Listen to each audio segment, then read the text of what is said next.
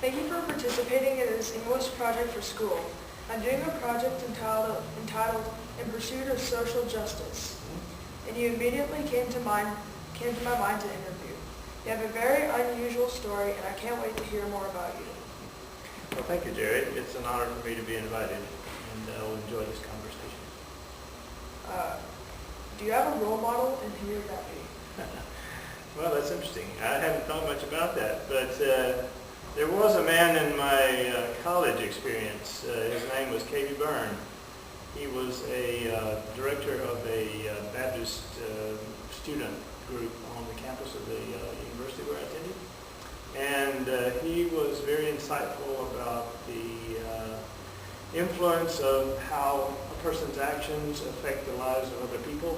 And so he made me very sensitive about that. And so I think he... You mentioned the college earlier with one of your friends. Did that college have any religion involved, or? No, it was a state school, but on the campus there were religious organizations, and I was attending a church downtown, and the churches were sponsoring this religious group. So I understand that you were a Vietnam vet. I'm too young to understand those days. Can you help explain to me how that time affected you as a person? Well, I talk to Laura about this at times, about what would have happened to my life had not that war been going on. When I was in the college at the university I was telling you about, it was in the early 60s, and all the male students that were freshmen and sophomores had to do ROTC, Reserve Officer Training Corps.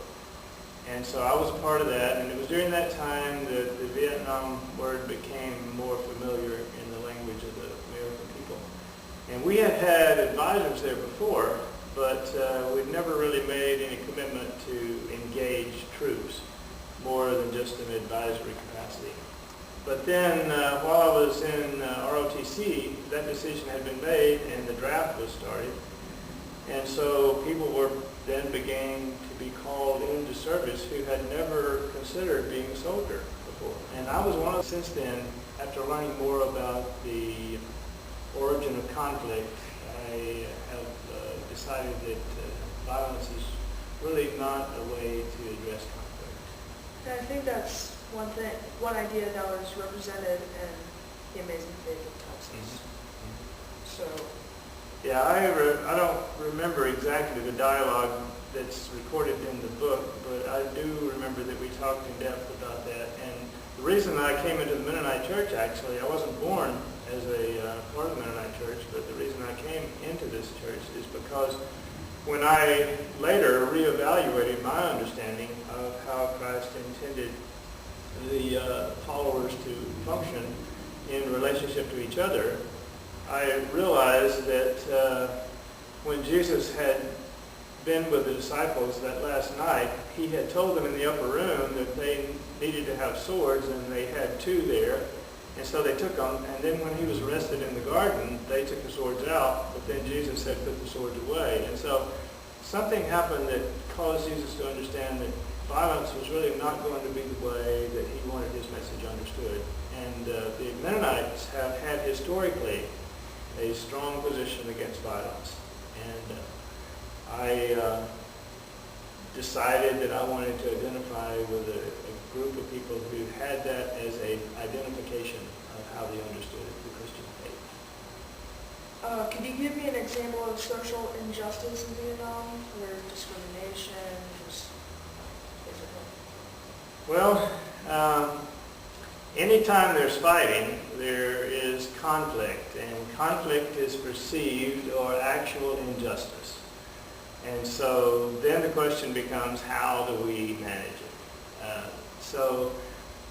I was told before I went that we were going to liberate the South Vietnamese from the oppression of the North Vietnamese. And I had envisioned in my mind that there was this force who were coming down from the north, and they were imposing a will and a structure and a lifestyle on the people that was disrespectful to them. It was unjust.